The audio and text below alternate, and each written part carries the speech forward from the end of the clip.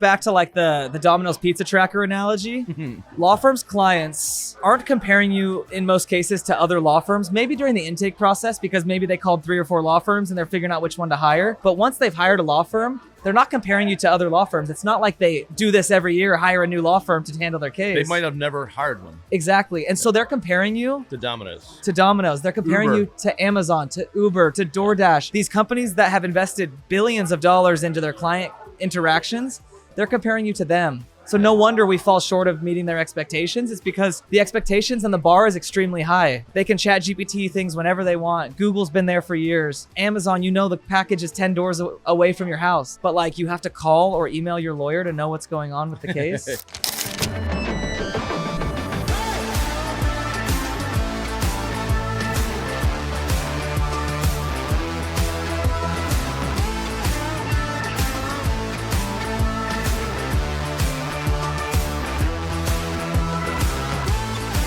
Most firms survive, the best ones scale.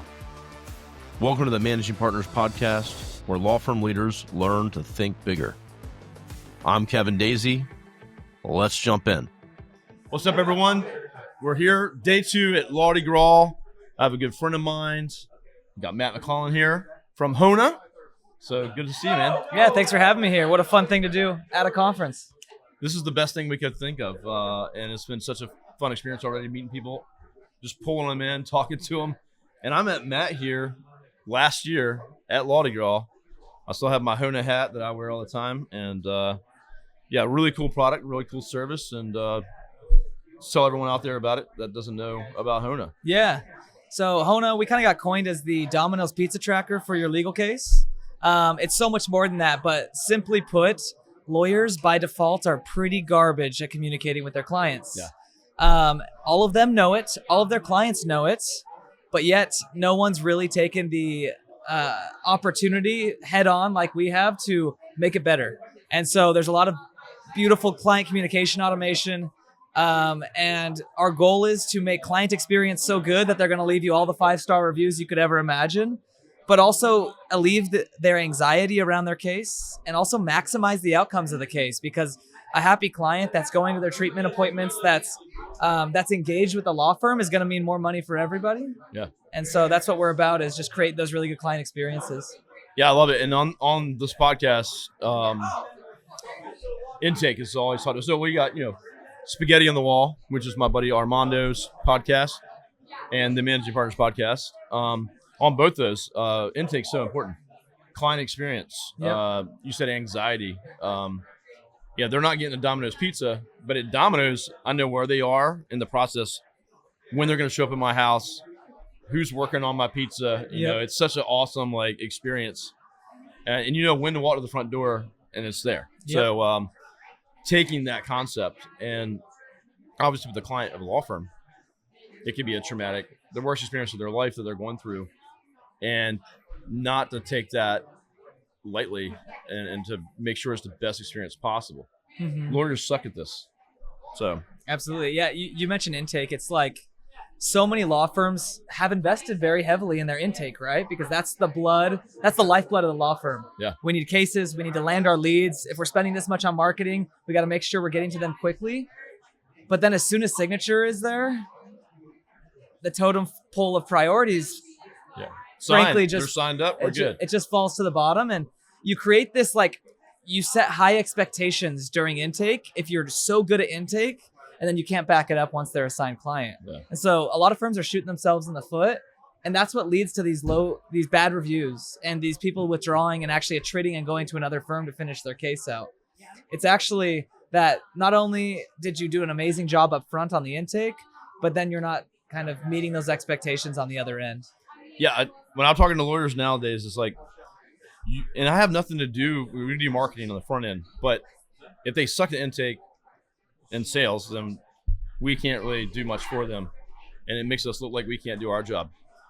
But I'm like, listen, when you get a client that reaches out to you, everything from that first touch point to just map out all the way to them leaving a review, mm-hmm. and referring you cases. If you look at every client that way, we're going to see them through this whole process and then work it backwards, right? What do we need to do in the middle to make sure they leave a 5-star and that they give us a referral for life. They're going to be a referral partner.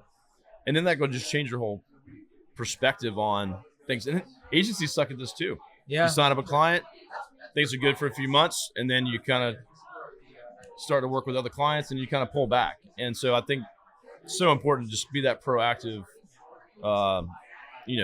partner, with whatever business you have. Yeah, you mentioned Armando with Spaghetti on the Wall. We've talked a ton about client journey. Exactly what you're talking about is like, if you break down your entire client journey from intake to case settled and even beyond, take it into bite-sized pieces and figure out where you could improve and find all the gaps in your current process in handling that client journey, you're going to come to find, you're probably not as good as you think you are at client communication. Like if you just map out all the interaction points, there are gaps of months at a time sometimes where the client's just like, okay, what's going on? Yeah. And like, that's just not okay. And there's so much technology, Hona being a piece of technology that can help with it, but there's so much technology to tackle that problem of just automating some of it, keeping clients in the loop, and just giving them a better client experience overall. I think that's a good point too, that lawyers listening out there going, maybe they're smaller, maybe they haven't invested in some of the stuff and they're trying to figure it out. I think it's also hard, like, hey, I don't have the funds, or I don't have the folks or the people. I'm still trying to like grow. Take it in chunks, just like Matt was saying, like fix pieces at a time. And that's just business in general. Like you're not going to have everything figured out. And what has the biggest impact now?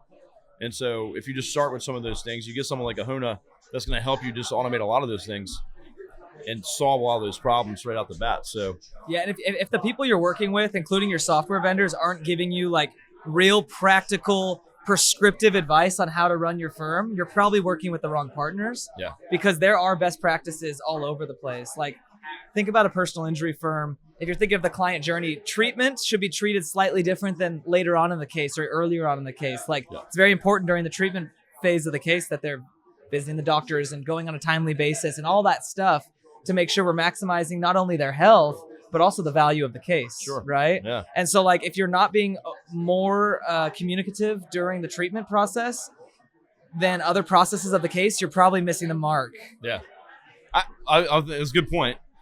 Is for lawyers listening out there too, or even vendors, anyone, partners, whatever you want to call yourselves. I hate the word vendor, but if you're hiring a software company or like a Hona or me, like if they are not treating the client journey just as good, like they should be running their business like you expect to run your law firm.